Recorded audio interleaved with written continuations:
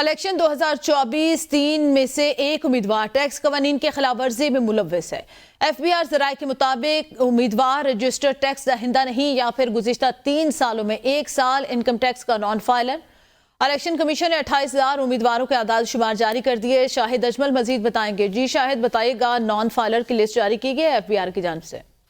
جی، 2024 کے الیکشن کے حوالے سے ہر تین میں سے ایک امیدوار ٹیکس قوانین کی خلاف ورزی کا مرتکب پایا گیا ہے، اور امیدوار رجسٹرڈ ٹیکس دہندہ نہیں ہے یا پھر گزشتہ 3 سالوں میں 1 سال انکم ٹیکس کا نان فائلر ہے۔